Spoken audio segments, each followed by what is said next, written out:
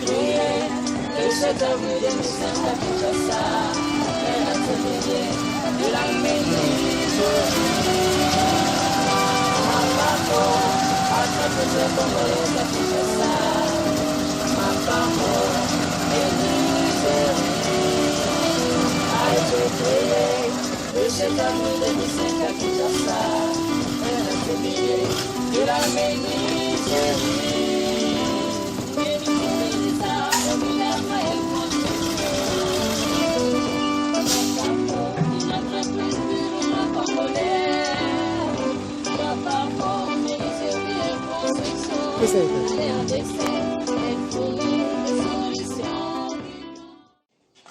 Bienvenue dans votre entreprise Mapako Kinshasa. Nous sommes au chantier, bel et bien au chantier.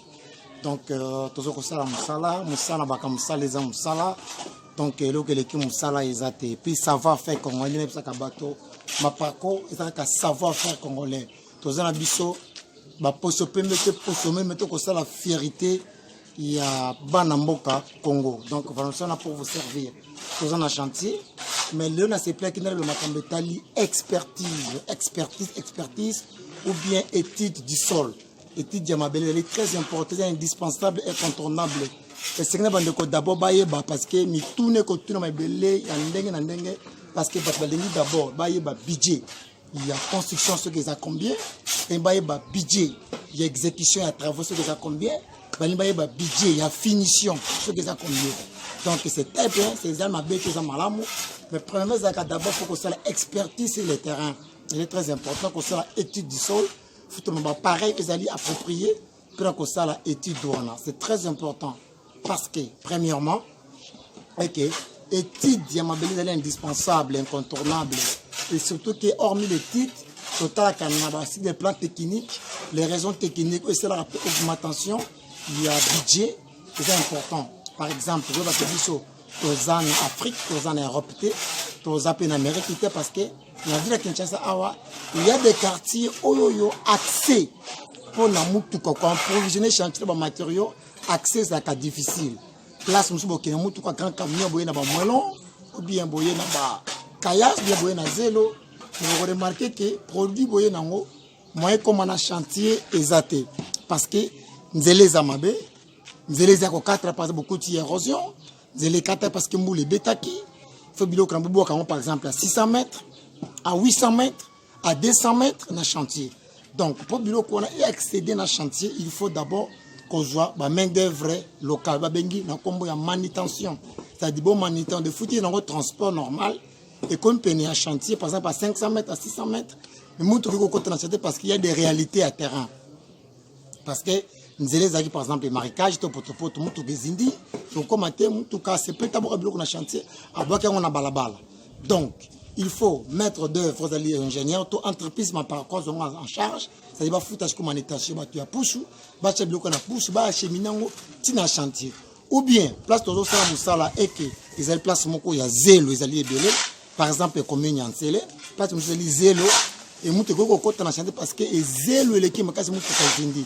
Donc matériel comme on a chantier té. Et c'est le cas comme on a dit là, il faut manutention. Bah étude durant tout ça déjà avant que ça musala. Et après, si tu me suis déjà, maïs exacté. Premièrement, ils ont problème.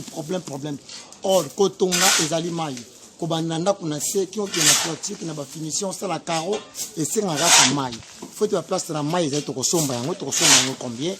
Place de maïs est variée selon réalité, il y a terrain ou on a. Dans ça, il y a sur place. Puis, on a des maïs, hormis maïs. Et puis, on a des sécurité à matériaux. Na kotanga kombo ya chantier communauté na kotanga kombo ya quartier tozaki na chantier sur na quartier moko songolo ba brique kutu ya mai ba beti brique ya mai ba mili ba ye ba zoko yi ba brique ya mai s'il vous plaît. Donc totanga ba facteur nyonso wana na tiki portail na butu vers 18h au koyebi Kinshasa ezali mboka ezana ba mbute ya chebele na ye na poka register à tisi musa na ye à portail to kotika portail na chantier vers 18h il faut te poser yango lobby. À 23h, ni t'étais les voisins sur place, mais tu peux portail. Les voisins ont intervenu pour le portail. Donc voilà. place beaucoup ta robinet zali mai ya régie de zali beaucoup futa ka mai na fin du mois bo saili mai beaucoup futa mai na fin du mois mais place nous pour ce mois ton nom quoi mai 1 litre pardon un fût de 200 litres à 3000 francs congolais excusez-moi francs congolais donc 1 litre 3000 francs congolais 3000 francs congolais là c'est 1.5 dollars na ton nom quoi mai place nous pour ce mois yango na 2 dollars place nous pour ce mois yango na 3 dollars place monsieur beaucoup sombe yango na 5 dollars s'il vous plaît na ton nom alors tu as ton endroit nous aussi dépenser combien de filles ya mai il y a les endroits où même budget à mai qui reçoit donc il n'a pas 1000 dollars 1500 dollars ça dépend de terrain et c'est ce qui faut fabriquer briques sur place il faut qu'on mette la brique il faut qu'on se prenne mai na tongo qu'on se prenne mai na pourquoi tout ça ça demande de l'argent yango moni biso travaille na contrat quand on a un client, tu et sili et sili. Tu signes un papier et sili wana. Ça te cause ça, tu peux nous faire les gens wana tu pas accès biso autant. Tant tu yokani au petit bon et sili wana ko baksa ni 50 francs ni 10 francs. Tout ce qui vient après c'est nous qui prenons en compte. C'est nous qui va prendre ça en charge parce qu'il y a un contrat. Donc voilà. C'est expertise indispensable et incontournable. Ma place nous sous ma égalité. Place pour la sécurité, il faut comment tu peux sécuriser les matériaux. Et puis, quand tu as une expertise, tu as une expertise, tu as yeba. Ndako tu tonga. Ndako tu as tchera mabele ou na quartier oyo. Tu peux disposer en comment. Il faut l'architecture nini.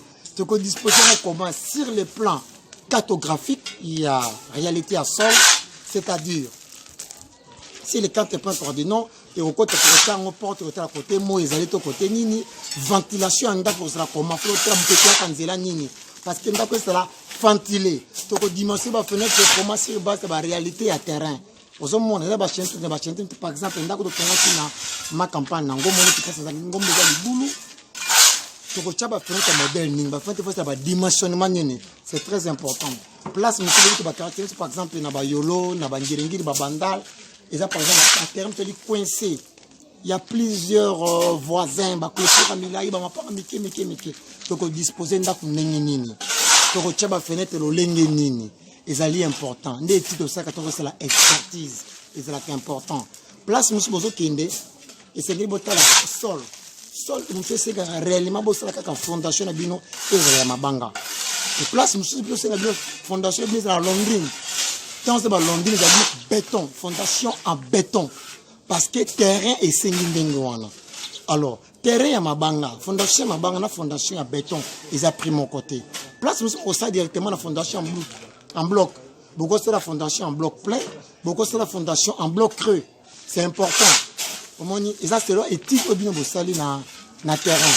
Donc, les alliés kakate que plan de 5 alliés études mais déterminer pour déterminer nature de fondation les alliés m'a bien déterminer et tant que expert quand on commence avec les géomètres et topographes avec les ingénieurs BTP avec les architectes les alliés m'a pas travailler mon côté toute une équipe va travailler tant qu'on mis sur place tout qu'on fait par rapport à sol ou par rapport à la réalité à terrain na ouvrage auto ko ça et c'est nécessairement c'est la fondation en bloc plein. Par rapport à sol, on a ouvrage, grandeur ouvrage, le nombre de tonnes qu'ouvrage est repésé, et c'est cela par exemple fondation en béton. Il faut que les temps de 20 tonnes il y a moins long. Ça qui met quoi ciment. C'est peut-être 50 sacs à ciment. Un sac de ciment vaut 50 kilos.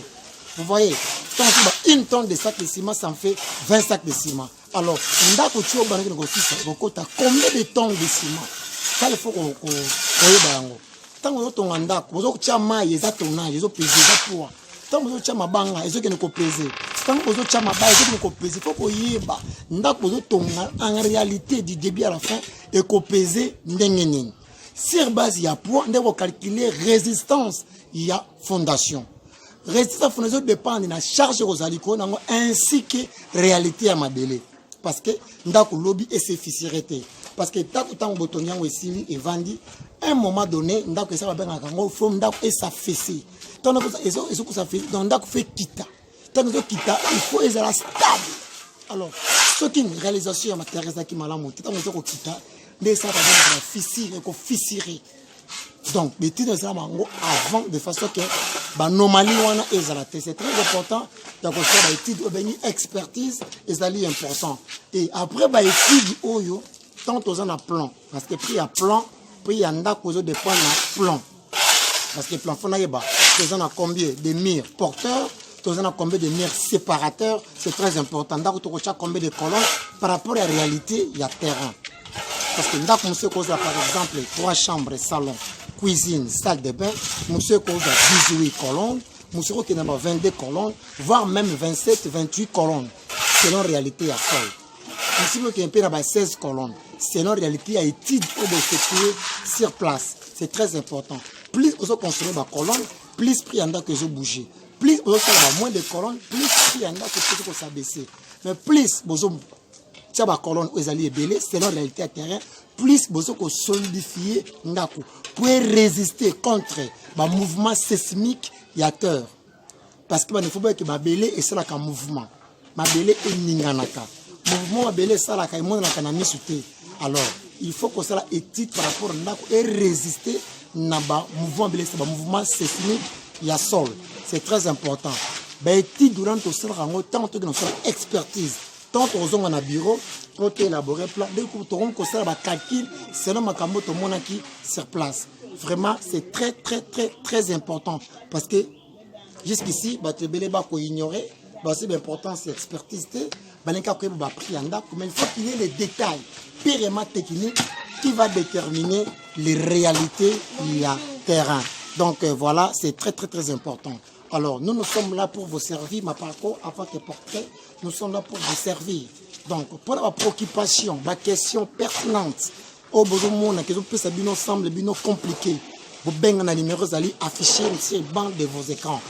donc numéro là c'est que vous bengi beaucoup directement monsieur Makwala c'est lui le responsable numéro 1 il y a société ma parcours na ko répondre na question oyo ils ont que ça bino difficile na ba ka monsieur Makwala za ka moi na musala na bino donc nazali na nga patron mais moi na musala je suis là pour vous servir donc voilà on est comprendre ma kambetel expertise et ba prix ya bandako tant que ça peut ça prix au tour de 2 chambres c'est une fois on a 2 chambres salon 15 000 $. On a 2 chambres salon 20 000 $. Après sur prix sur base il y a nini parce que ndako gros la 2 chambres salon cuisine salle de bain mais et que ça la 60 mètres carrés même fonctionnement ndako même nombre de pièces et comme on a 80 mètres carrés et qu'on a 120 mètres carrés voire même 150 mètres carrés mais nombre de pièces à donc voilà plus ndako zo ya munene plus ndako peut ils ont consommé plus standard de matériel belé plus le prix ils ont bougé donc vous voyez que battu na Kinshasa a repensé à prix pour la flatterie attirer les clients vers lui maintenant ba repensé ouvrage azu musala a comme na soukate a tie poids a kini parce qu'il a koki makambo te donc voilà et ça ba réalité en mboka mu boyebi tous en Afrique. Je dis que ma parcours est parfait, je dis que ma parcours est parfait, mais ce qui est sûr, Bichona Bino toko signé contrat. Ils ont déterminé toko to mandako na plan oyo, na adresse oyo et ko tomboloni oyo. Hormis les contrats, il y a ce qu'on appelle les cahiers de charges. Cahier de charges on a toko déterminé matériaux toko c'est la musala. Dimensionnement il y a dosage à béton. Dimensionnement il y a barre de fer. Dosage à béton, dimensionnement à bloc et autres. Donc tous les détails sont là dans les cahiers de charges. Parce que lobby incompression est zalaté. Ezali assurant to ko assurer bino. Ceux qui kokko sur ezali, to kota dans les cahiers de charges et lobby nini. Ceux qui kokko sur ezali to kota na contrat que dit les contrats. Ezali important. Contrat et bangi sa moto. Tu la ka prendre ko asiko rassurer ba client na biso, base la sur l'engagement où nous avons besoin d'entreprise ma parcours. Hormis ça, la carte à côté déterminer na durée en musala. Toko tonga pour na tamboni quand même toko tonga pour l'éternité. To baninda jour to bande yebanité, jour na reconstruire yebanité. Non, biso ma parcours to travail quand ndengo na te. Tant to ko signer contrat, même la cahier de charges, to ko déterminer musala ndengo zo banda en provisionnement ba matériaux to ko salela et puis date c'est musala et si là. Donc voilà. Et donc on y a aussi la raté. Donc voilà. Même le film est surtout ici là. Donc voilà. Et c'est Ngeli Moutoto Samsala et Bandi Pesiki. Tout est déterminé dans les contrats. Donc voilà, on va qu'il est là pour expliquer bien et marche à c'est très important. Cause la soifée te repose ça comme ça parce qu'il peut se prix à 10 000 ou 5 000 $. Mais tant que nous sommes comme on a souhaité au chapeau.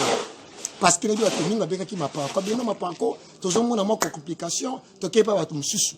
Mais après avoir causé un problème, bazoni vers ma parako pour continuer mon sala. La limite aux la victime, mais le cas au sala musa place aux ali sûr, na muso ko sala place lui rassurer. Parce que même n'importe même en Afrique, ma comme on a papier, il faut qu'il y ait le contrat. Il faut qu'il ait le cahier des charges. Oui, bon ton lengi nini, ba ko tu va vite en modèle nini, ba ko tu va porte un lengi nini. Et là tout quand tu va porte voiture aluminium, au sala musa ba tu va porte ma bende. Au quand tu va voiture carreau céramique, au sala musa ba tu carreau argile. Au quand tu va voiture au marbre, ba sala musa ba tu céramique. Donc c'est important, il y a koyeba, pour un cahier de charges peut déterminer nature. Il y a des matériaux qu'on utilise dans Katanda. C'est très important. Nous sommes là pour vous servir. Nous sommes là à temps réel, à temps plein pour vous servir. Nous sommes très disponibles. Au s'inquiéter, ma par contre, nous sommes au bengi numéro à monsieur Makwala aux UET. Tika message dans WhatsApp, n'a qu'on répondre yo. Tant que nous sommes en communication, tant que nous sommes solo là, après qu'on s'appelle, n'a qu'on répondre. Et vraiment, nous appel tes côtes, nous sommes répondre, répondre à toujours. Parce que on est en sananga. Numéro est affiché que vous avez directement à Moko. Nous sommes là pour vous servir. Donc, Lazawana, prenez votre question pertinente pour vous servir. Merci beaucoup d'avoir suivi cette émission liée à la construction d'ici dans la République démocratique du Congo. Nous sommes bel et bien dans la ville-province de Kinshasa. Notre bureau est situé dans la commune de Ngaliema, sur l'avenue Mwanda numéro 3, bureau Maparco, commune de Ngaliema, arrêt DGC. Très prochainement, très bientôt, il y aura l'ouverture de notre bureau dans la commune de Nsele Plaza. La minute bureau sera ouvert dans la plaza. On a des deuxième bureau. Toujours la demande de clients pour te servir bien malam. Merci beaucoup. Très prochainement à votre portrait. Ma parcours à votre service. Merci. Bye bye.